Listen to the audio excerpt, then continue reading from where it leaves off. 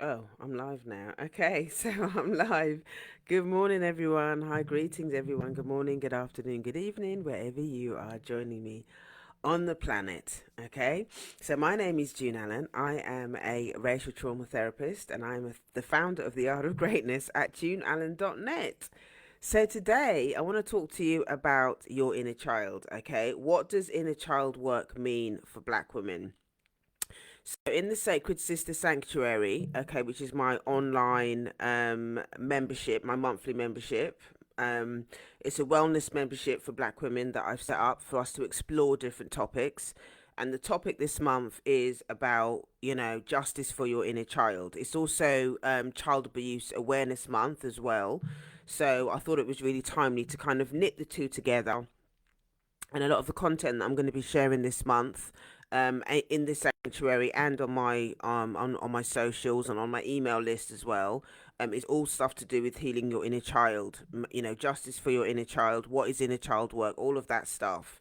Okay, so if you're interested in exploring what being, doing the inner child work means, as a Black woman, then you can go to my website, click the link in my bio, go to heal.juneallen.net. That's heal.juneallen.net.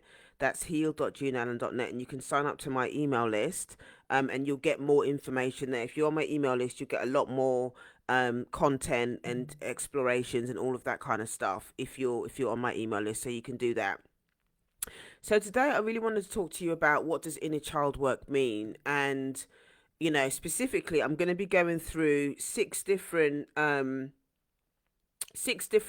mechanisms, adaptations, that children have to use. They find themselves in when the environment that they live in is dysfunctional. If there's a lot of pain in that family, if there's a lot of trauma in that family, there are adaptive roles that children end up finding themselves in order to cope. Okay, so I'm going to talk about six different roles that children are in dysfunctional families. And the goal of this is for you to be able to look at these different roles and think about, okay, well, which one was I? And maybe you identify with one more than others. Sometimes you can be involved in multiple roles as well, and sometimes you can switch. Children can switch depending on the situation. Maybe there's a certain type of behavior that they use with one parent, and maybe not the other parent or whatever. Maybe one parent was safer than the other or whatever.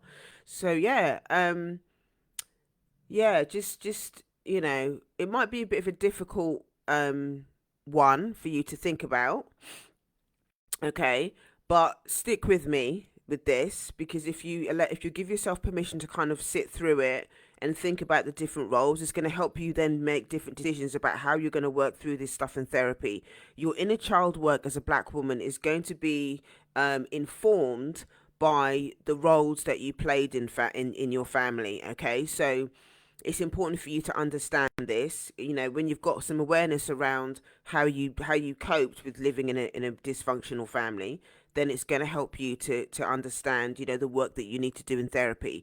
The other thing that's really important to think about as well is, quite often the role that you played in your family is the same role that you're playing out in society at some level, in your work, in your adult relationships and stuff like that. So there's also some gold in there. There's also some messages in there for you to understand, okay, well, this is my role in the family system.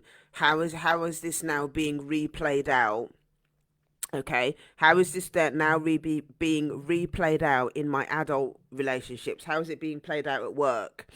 How's it being played out in my parenting? All of that kind of stuff. So really think about all of those things. Okay, so the first role that I want to talk about is the hero and the perfectionist. Hi, thanks for joining. The hero and the perfectionist. Were you the hero and the perfectionist? Now, this role is kind of dominated by, maybe you were the one in the family that's the responsible one. You're the high achieving one. You're the one that's always studying. You're the one that's kind of breaking the patterns of studying, but you're kind of like, you're held up as a to such a high standard that there's also fear of failure.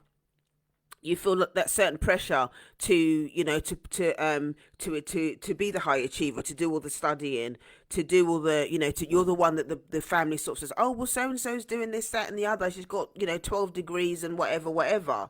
Okay, that person is how you've that role is how you've adapted, okay, with the dysfunction. Instead of dealing with the dysfunction, you're using your academia, your academic identity, okay, to cope.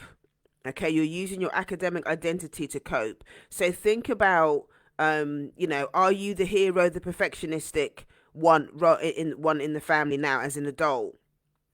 Okay, as a child, were you the one at school that was always achieving high things at school, and to make your parents kind of, you know, because sometimes what can happen as well is that your parents can then project their expectations of what they wanted onto you.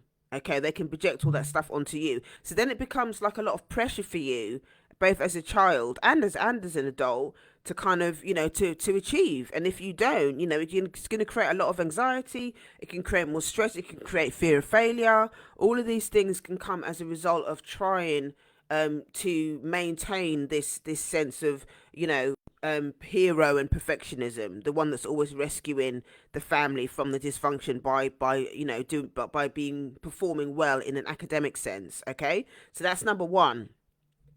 Number two is the scapegoat. Okay, and I get a lot of people, a lot of the clients that I work with, okay, end up being quite often scapegoats. Okay, they're often scapegoats at some level, because the scapegoats are the ones that are blamed for the family's problems. If ever there's anything going on in the family, let's chuck that shit at the scapegoat. That person becomes the shame bucket of the family. If anybody's got anything going on, or if there's any issues going, nobody wants to take responsibility. They'll always make it some sort of they'll always make it the scapegoat's fault at some level. It's always that person's fault. Now, if you're a black woman, you may also be disproportionately scapegoated than more than men, or boys in this case, because we're talking about inner children. Because the parents might have their own internalized misogyny, their own internalized racism, their own internalized classism, all of the gender stuff that comes in as well. So there's going to be all of that internalized, all of those internalized isms might then have an impact on black girls, and as adults, black women, being scapegoated disproportionately. Okay, so there is that to think about as well. And it might show up in children as, they're acting out, might be their behavior. They might be rebellious against authority. They might struggle with addiction as well. They might struggle with, drinking drugs or whatever, or even addictive relationships like chronic codependency, in order to deal with the dysfunction in the family and also being blamed for everything. I kind of class myself as the scapegoat, I think, out of the girls. I think my brother took a lot of shit as well, my younger brother. But I feel like I'm the scapegoat for the girls, because scapegoats are often the people that tell the truth, that are truth tellers. That end up that kind of expose, they expose the family system. They're not willing to play the game, okay, within the family system. So yeah, the scapegoat is a very difficult role, because it can be quite isolating. It can be lonely. There's a lot of shame attached to being the scapegoat, because they internalize a lot of the stuff that the family is kind of thrown at them. Because it's not just the parents, that are going to throw shit at the child that's scapegoated. It can also be the other siblings, because they've been taught that it's okay to throw shit at that child. So the child end up being scapegoated by the siblings and other family members, as well as the parents as well. So the reality for that child can be very, very difficult and very, very painful. Okay, so it makes sense why they might go and use drink and drugs, why they might go and use relationships, or they're going to act out behaviorally, in various different ways. They might do all of these things to obviously, to cope with the pain, or to act out, and rebel against how they've been treated. Okay, so that's as adults as well, the scapegoat might be perceived as the troublemaker, the one that's difficult, the one that's disobedient.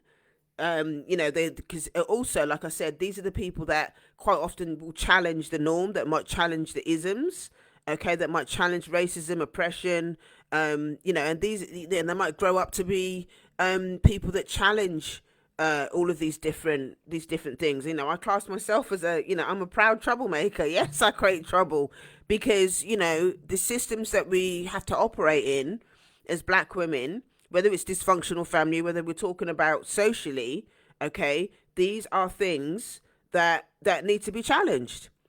Hi Monet, thanks for joining. So basically, when we think about the scapegoat, this for me, I think in a way it was a blessing. And it's horrible to say. Sounds weird to say that now, because at the time, there are elements of, like I said, loneliness, isolation. You have to deal with the shame and all of that kind of stuff. But on the other end, being in therapy and working through a lot of my stuff, I also recognize that, being the scapegoat, and also, wanting to it kind of pushed me into a corner to kind of to push back and to do things that challenge all of those dysfunctional behaviors, whether it's socially or in the family of origin. And it's been a way, it's kind of challenged me to kind of reclaim my autonomy. And this is how I work with clients in session, okay, that are scapegoats. It's about understanding and getting them to understand what belongs to them and what belongs to other people, being really clear about what belongs to what other people's shit that they've put on you, and actually what belongs to what are your values. Okay, being able to define and get clear on the difference between those two things, and then doing, slowly unpacking and unfolding, all of the stuff that's happened, and giving that child that was quite often silenced. Okay, they're having all of this shit thrown at them, but they're also silenced. It's giving that person, giving the client an opportunity to express how they feel, to basically unpack all of the different incidents that that were unjust. Okay, and giving that child a voice, and to explore their feelings, and how they, what is the relationship now as an adult, and how, they may still very well be scapegoat as an adult. But that the family is not going to heal if we continue to stay in these roles that I'm talking about. In order for the family system to heal, you have to push back against the dysfunctional role that you've been put in. And this is why doing things like going low contact or no contact, particularly if the family system is really abusive, the system has to change. If you decide to exit, you can't continue to be the scapegoat if you're not there for people to throw the shit at you. Okay, the system has to change. Sometimes they might find another scapegoat. Sometimes the system will find another scapegoat in order to throw the shit, because the system doesn't want to take responsibility for itself. Okay, so think about your treatment, how you were treated as a child. Was everything, all the bad stuff that was going on in the family, was it always that child's fault? Was it always that child's fault? Hi Michelle, thanks for joining. Was it always was it always your fault as a child? It didn't really seem to matter what you were doing. It always seems to be somehow it always seems to be the child's fault. It always seems to be the child's fault. Okay, so the next thing, okay, the next one is the lost child. Okay, we've done the hero and the perfectionist. We've done the scapegoat. Now we're going to do the lost child. So the lost child is the child that is so overwhelmed by the dysfunction in the family that they withdraw from the family conflict and they isolate themselves. They might end up hiding themselves in books, in fantasy, in film, in other things, just so they can avoid the dysfunction. They can avoid the pain somehow in the family. So they might say that this child, oh yeah, this child is the quiet one, or this one is quite introverted.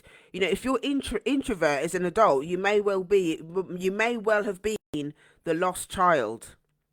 Okay, in your family system. The family system was so overwhelming and so dysfunctional that was the only way that you knew how to cope, is to isolate yourself. Is to isolate yourself. How is that actually showing up in your adult self as well? I went to an event yesterday. Last night I went to an event which is kind of like a networking event. And I was talking to this woman, and she was talking about how she doesn't like networking events. She's a business owner, and she was sharing about how much she doesn't like networking events and stuff like that. And what I took from that, I didn't go into detail of this with her, but what I kind of took from that was the fact that she's you know, that she's kind of like a lost child. She was very introverted, and she struggles with visibility. She struggles with fear of visibility. That's what I was trying to say. That's what's hiding underneath all of that. She really, when she's saying she doesn't really like networking, what she's really struggling with is fear of visibility. So in session, I would unpack with the client, what are the things that made it feel unsafe for you to be seen? And as black women as well, it's like black women are not supposed to be doing anything other than being the mammy or the mule. Okay, there's the black women's role in society, is be the mammy or the mule.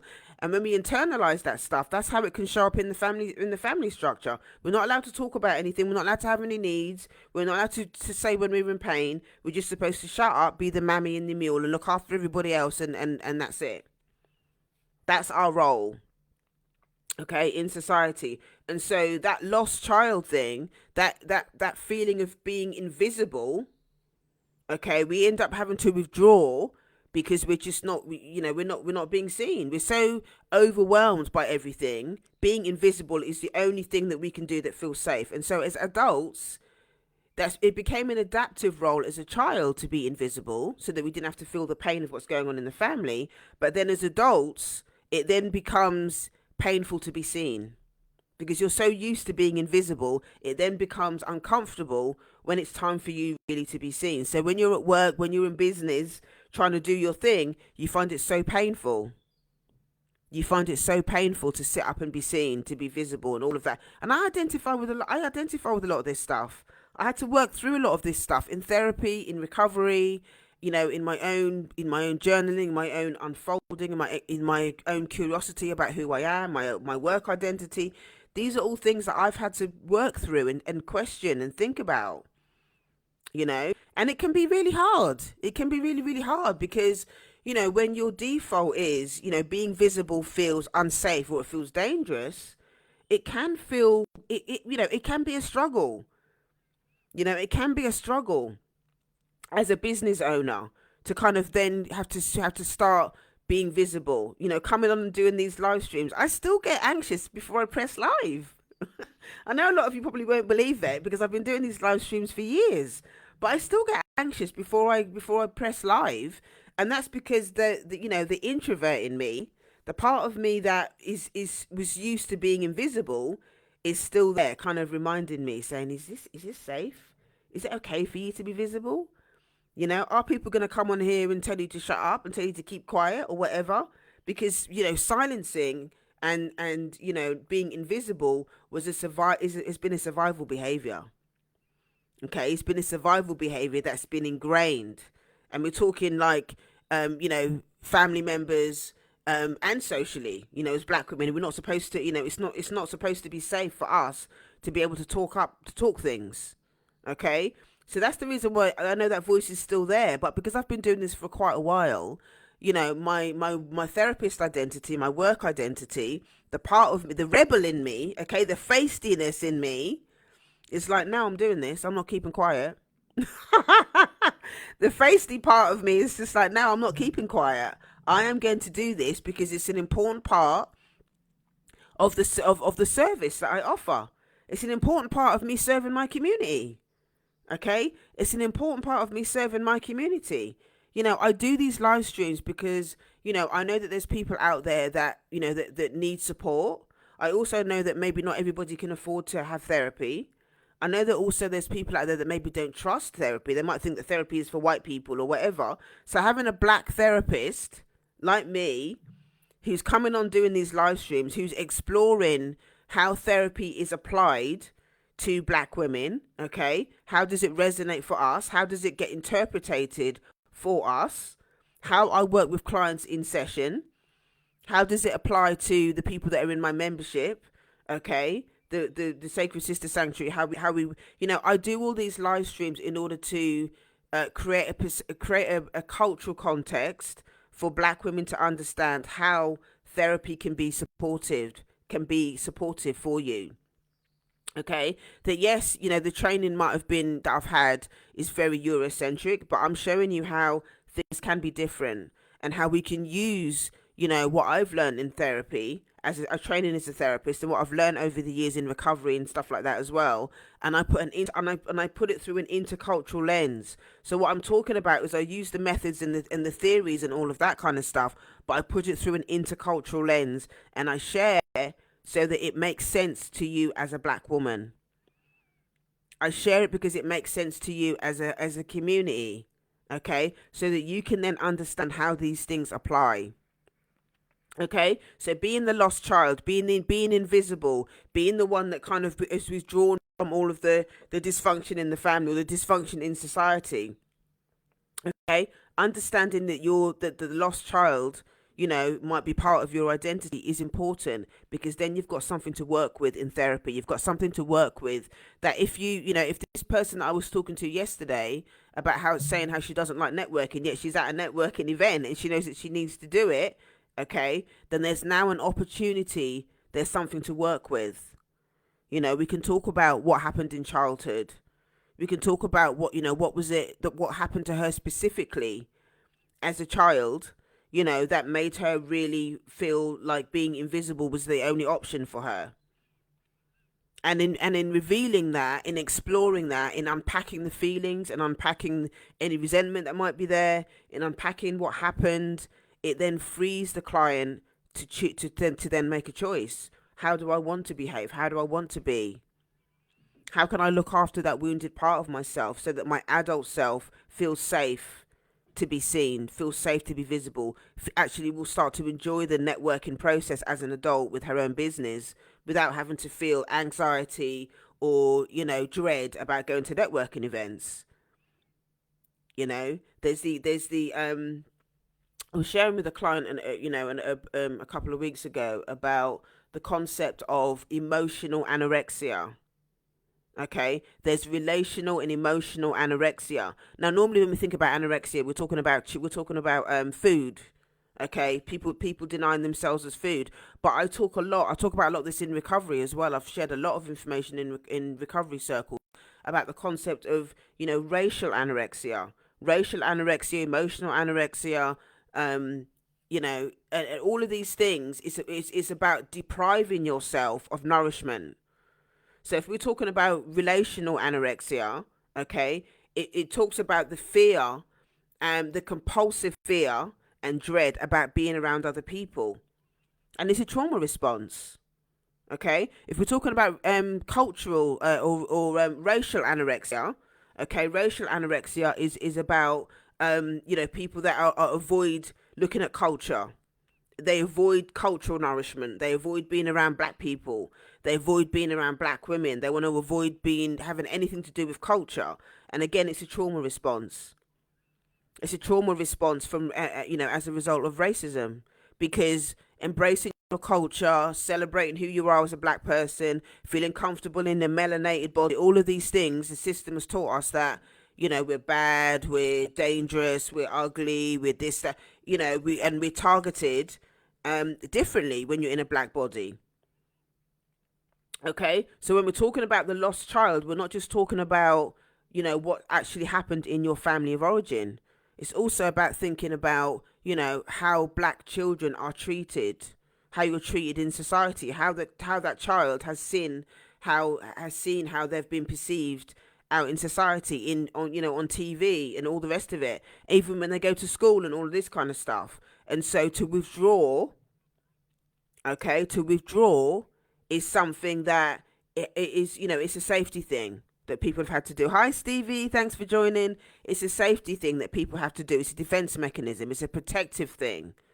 Okay. So when you talk about, oh, I'm an introvert or whatever, it's about digging deeper. It's not just about accepting that you're an introvert. There are so many layers to this. And these are the things that I work with clients with in session. Okay. So just to accept that you're an introvert, it's not, that's not it. You have to dig deeper and think about, well, why is it that you're so-called introverted? Okay, because I know that underneath that introvert stuff is a lot more stuff. It's pain, it's trauma, it's being invisible, it's being denied. It's being used to being small. Okay, keeping yourself small because it's safer.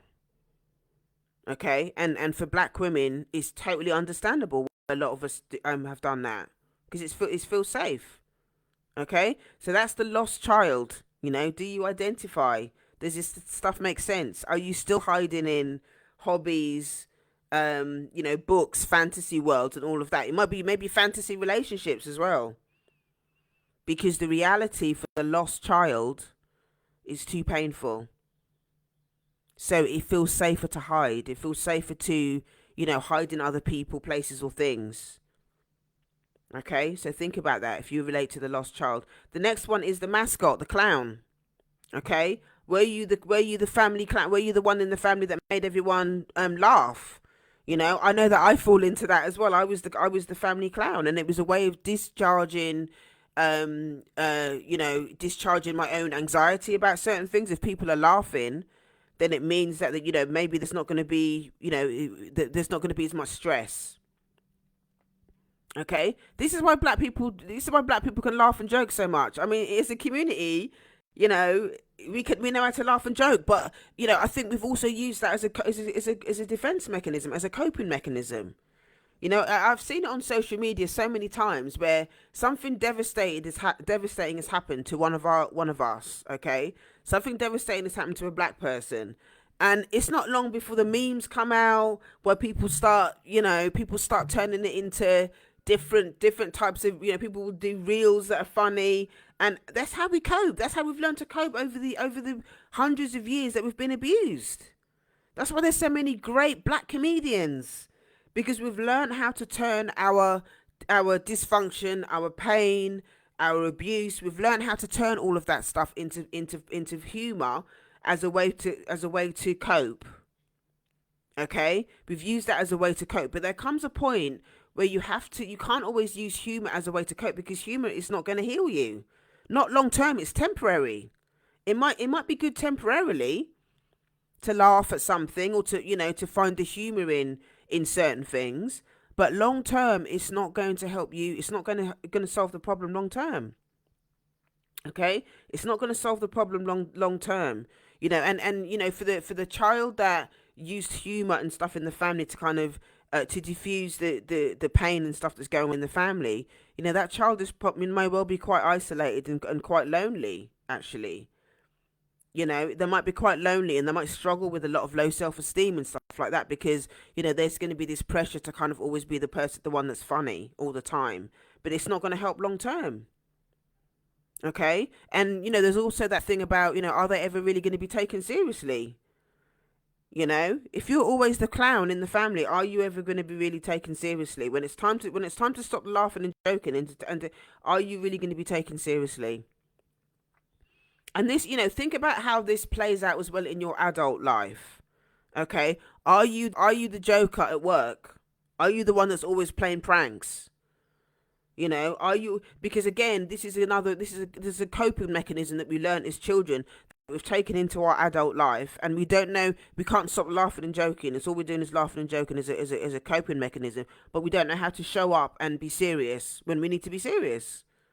Okay, and again, this is not criticism. This is about you understanding your coping mechanisms. You know, when you're in pain, when you've had to deal with difficult family dynamics and stuff like that, it's a way to cope. Okay, it's a way that you had to cope as a child, and maybe you're still using those mechanisms as an adult as well to cope. You know, if you know, sometimes in therapy I see, you know, I see clients that laugh a lot, not necessarily, let me just say how I'm going to reframe this. I can tell the difference between somebody that's genuinely laughing about something that's funny, and somebody that's got kind of like a nervous laugh, or somebody that's laughing because, you know, they can't really sit with the reality of what they're actually speaking about. So they laugh.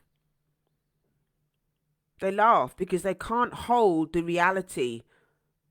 They can't hold the pain around the reality of what they're trying to express. So the laughing helps them say it, and I can tell the difference.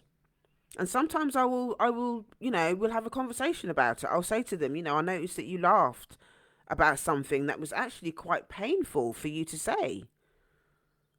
You know, what's under, and we might explore what's underneath the laughter for them, you know? So think about that. Are you the mascot? Are you the clown? Are you this is this how you coped when you was a child? Are you still doing this as an adult? Are you still using being a clown and the mascot to cope as an adult? And what are the consequences of that? You know, if you're still doing that stuff at work and whatever, what are the consequences of you doing that? You know, what are the consequences of you doing that? Okay. So the next one, number 5, is the golden child. Okay. So if you were the golden child, maybe you were idealized by your parents. You were the one that was favored by your parents. You were the one that got preferential treatment over your siblings. You might have got more praise. The parent is then, they're idealizing you because, maybe they're projecting as well the stuff that they wanted to do that they couldn't do. They're projecting it onto their child. I remember, yeah, it's a really tricky one. It's a really tricky one because obviously, all children want to be loved by their parents. All children want to be loved by their parents. Okay, but there's a boundary around, parents that kind of project their own stuff onto you. Okay, and you have an autonomy over your own self. Okay, so parents might put their own unfulfilled expectations onto you. Maybe your parent might want you to, I don't know, do sports, or maybe your parent wants you to, go and do some academic stuff, train to be a doctor or whatever. But you don't want to be a doctor. You're only doing it because your parent says that you need to be doing it, and because you're the golden child, because you're the one that kind of, that represents the family. Maybe you're the first one in your family that's doing all this stuff and all the rest of it. And this is really about the adult's self-esteem, not about your self-esteem. This is where the parent is using you, okay, to stroke their own ego. Okay, this is not about you wanting to do well for you. It's about they want you to do well for them. Okay, and this is how the golden child, the golden child archetype can get played out. The child can get then very enmeshed with the family, and they end up sacrificing their own needs because they feel pressure to kind of do what the parent is expecting them to do. Yeah, they end up abandoning their own needs because the parent is saying, you need to be doing this and you need to be doing that, when the parent really should be doing it if they want to do it. They're putting all of that on the child, and the child can end up resenting the parents for it. The other thing that can happen as well is that the siblings can also end up resenting the golden child because the golden child is the one that is getting more love, they're getting more validation, they're getting more, they're being seen, they're being heard, and from the siblings' perspective, they might look at the golden child and go, well, this person's getting everything. This child is getting everything and I ain't getting shit. I'm getting my ass beat out here. The other children might be getting abused while this one child isn't. Okay, that is going to put even though that the child is an element of the child, being loved and all the rest of it, that child is also going to feel resentment. They might feel, overly enmeshed with the parent, like I was saying before, because the pressure to perform, the profession the pressure to perform, and meet the adults' expectations is just too much for the child. It's just too much for the child. It's not the child's responsibility. Okay, it's not the child's responsibility to to act out the parents' expectations in that sense, whether it's academically or whatever. It's unhealthy. It's unhealthy, and I see this sometimes in families where there is a lot of pain, and you can see how the different roles gets played out. The scapegoat child, is gonna, if when the parent is upset about something or needs to discharge anger or whatever, the scapegoat is there for them to throw their shit at. And when they're in a good mood and they're feeling okay or whatever, they've got the golden child there who's gonna stroke their ego. The golden child is gonna be, a kind of vision of their ideals, of their idealized self. That's gonna get played out. That's gonna get played out in the golden child. So all of these different roles are very dysfunctional. In kind of, yeah, and the parent is the puppet. The parent is the puppet that's kind of playing out all of these roles, with their children, and it may be unconscious. It may well be conscious, but these are going to have an impact on how the child feels about themselves, and also how they show up in their adult relationships. Okay, so if you're the golden child, again, I would work with clients in session about seeing how they felt about how they were treated by the parent, and how they felt about their siblings. How does it impact the relationship with their siblings? Because there can be a lot of resentment between siblings about that stuff. There can be a lot of resentment with these siblings around that stuff. So we'd explore all of that, and what did the child lose? In terms of their sense of autonomy, their identity, all of that kind of stuff. What's been the impact of being in the golden child role? Yeah, what does it mean for them, and how has it changed the relationship? And are they still in the golden child role today? Is the parent still acting out all of that stuff with them, and how do they feel about it as an adult? All of these things are really, really, really important. This is all really important in child work. Is identifying these roles, okay? Identifying these roles, and then thinking about, okay, well, how does it impact me as a black woman? How do these things show up? Okay, how do these archetypes show up? Am I a mixture of different archetypes, or is there one particular one that kind of shows up? Is there one particular one that shows up more dominantly, more than the others? And when you're able to do that, then you take the next step of thinking about, how you feel about that part of yourself, because that part of you, that younger part of you, that childhood part of you is still in there. It's still in your inner world. It's still alive in your inner world. And then we'd explore, what is your relationship to that part of yourself? Is that part of yourself being heard? Is that part of yourself being seen? Are you treating that part of yourself like your parent treated you? So we explore all of those things, and we give that part of yourself a voice to express and to explore and to process. If there's crying that needs to be done, if there's raging that needs to be done, if there's shame work that needs to be done, then we look at all of those things, so that your inner child could then become integrated into part of your family. We bring that wounded inner child self, we bring that part of yourself out of exile. Okay, and we invite that part of yourself to the table. We invite that part of yourself to the table of healing, and we give that part of you permission to have a conversation, to be involved in the conversation, to have a voice. Okay, there's an inner world that you have that is going to be made up of different parts, and it may be that, again, you might have multiple different parts. We're talking about these different archetypes as in a child. There might be different parts of you at different ages that represent different archetypes, but we invite all of those parts to the table to have a conversation, and you share from those different parts, and you explore your relationship to those different parts. How, depending on the age of them, are they still really showing up? How do they show up in your adult life? Are they showing up in your relationships? Did they show up at work? These different parts. Okay, so think about all of these things. Be curious about it. It's not something to beat yourself up with. It's about being curious.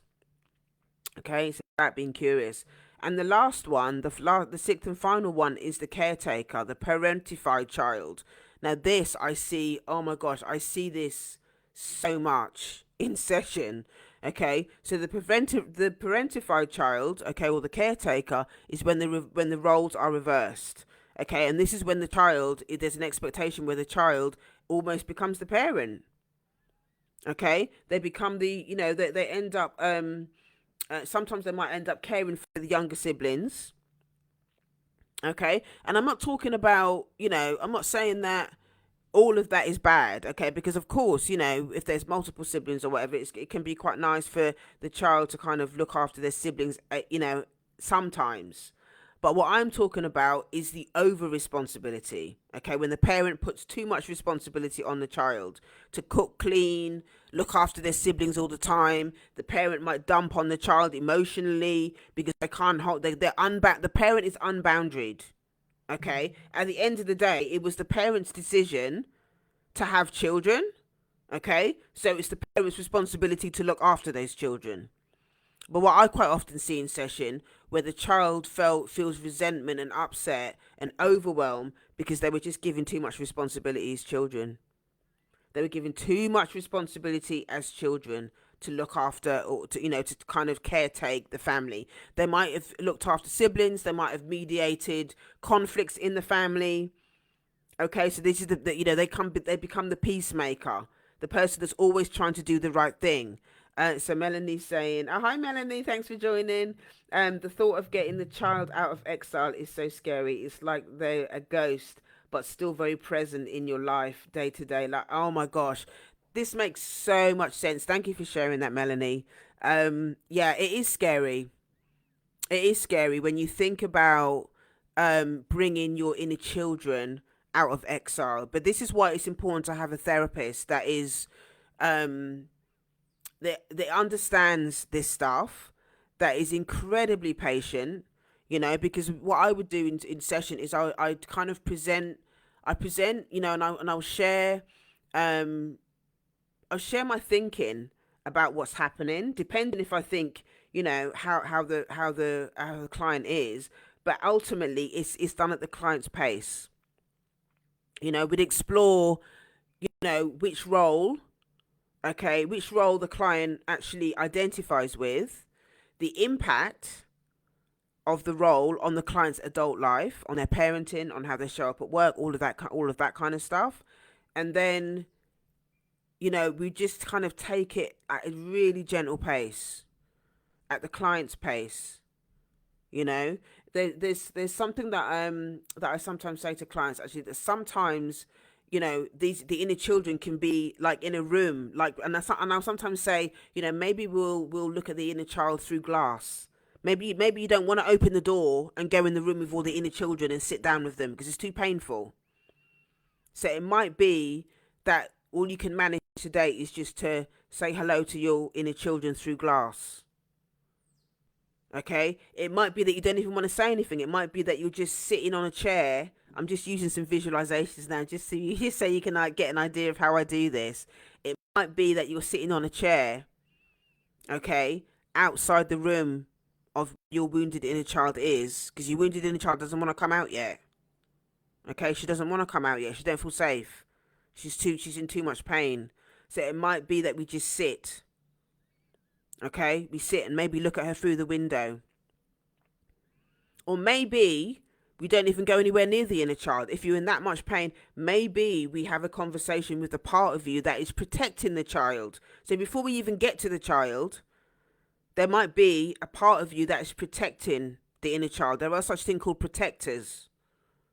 Okay, there might be a part of you that's protecting the inner child, and maybe we might have to talk through the person, or through the part of you that is protecting the inner child before we get to the inner child. Okay, this is where the importance of trust needs to be built. We need to build trust. Okay, and as a therapist, this is why I take my time. I have to learn how to take my time with clients. And clients need to feel comfortable to say, I'm not ready to do that bit of work yet. It's too scary. Because then I might say, okay, well, what feels, maybe you want to stretch yourself a little bit, but what feels over the boundary? What feels over the boundary, and what feels kind of like, yes, I'm stretching myself a little bit, but not to the point where I feel overwhelmed. Okay, doing inner child work is hard work. It's painful work. It's core work, because it's linked to the fact that your parents could not show up for you. It's painful work because you have to own the fact that your parents could not show up for you. The people that brought you into this world can't show up. Okay? So you need to be in a space. If you're doing this work in therapy, whether it's one-to-one or in group, you need to be in an environment that is really going to be able to hold this space for you. And the space needs to be non-judgmental. It needs to be compassionate.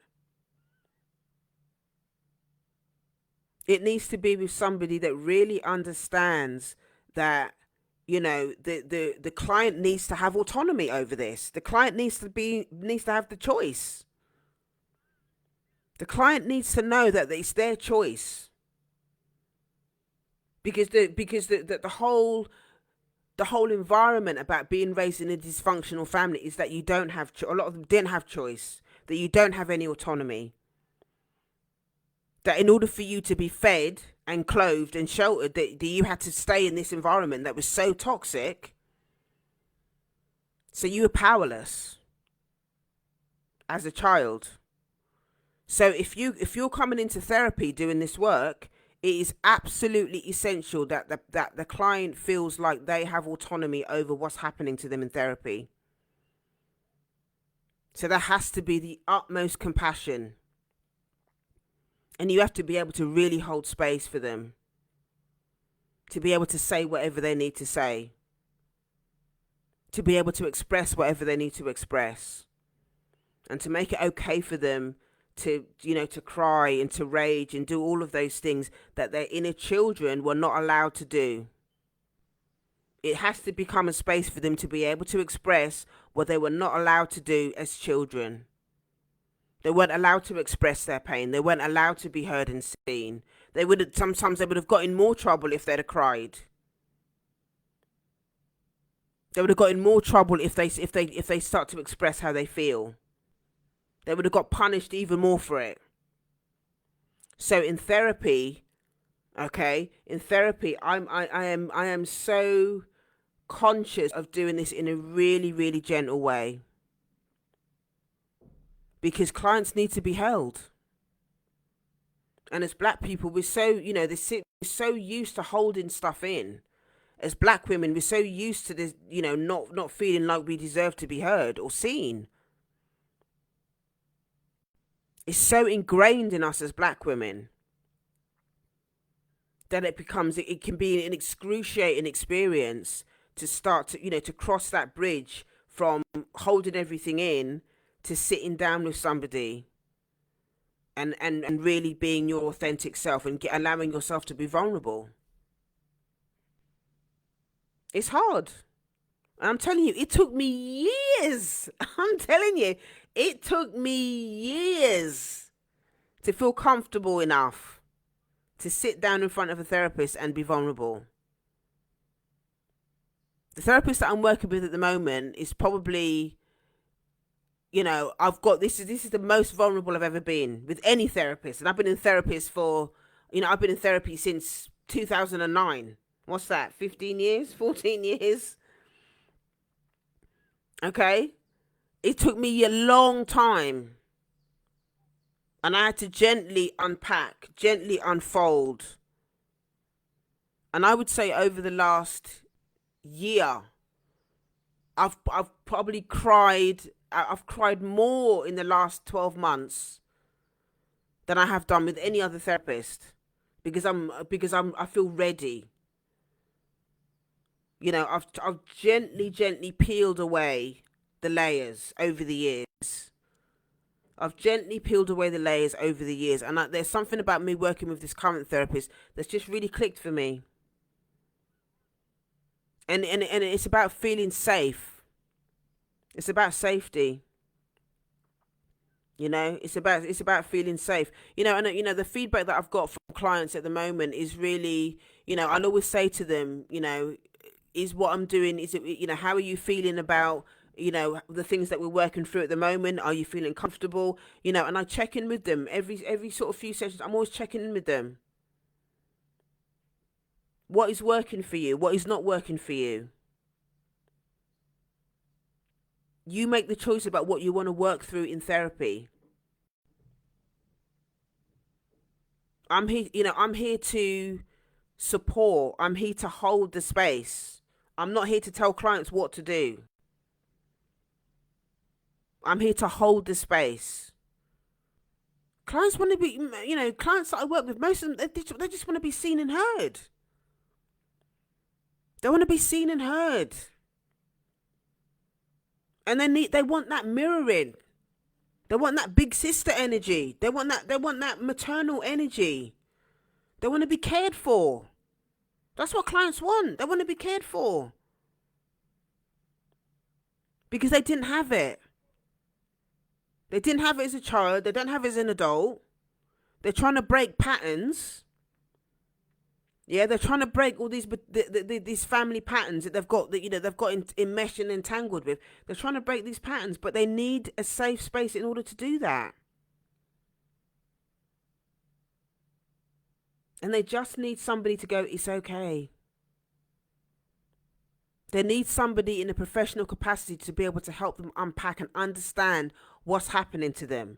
But at the same time, there has to be a really powerful mirror, a powerful balance between my therapeutic self, my therapy head, okay, my professional, the different methods I use and all the rest of it. There's that part of it, but there's also the human part.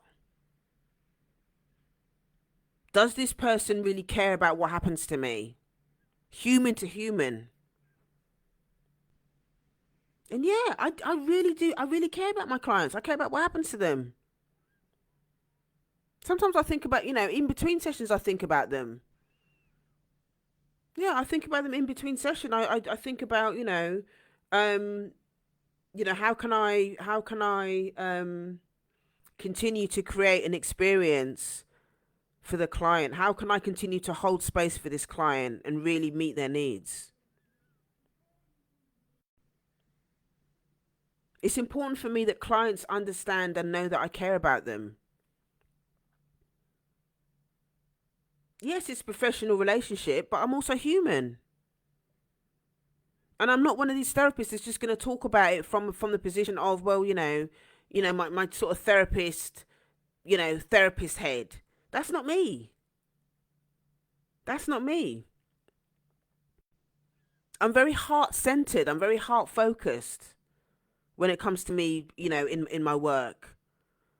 That's why you hear me talking so passionately about what I'm doing, because I really care about what happens to my clients. I really care about what happens to my clients. I care what happens to our community. And there is so much dysfunction. There's so much pain in our community. And a lot of people don't even know where to start. That's why I do these live streams. I do these live streams so that I can give you an understanding. I can help you understand and explore what's really happening for you. So if you're a child that was raised in a family that was painful, if you were raised in an environment that was really, that was abusive, I want you to really think about these roles, these 6 roles. I'll just go through them again. So the first one was the hero, the perfectionist. Okay?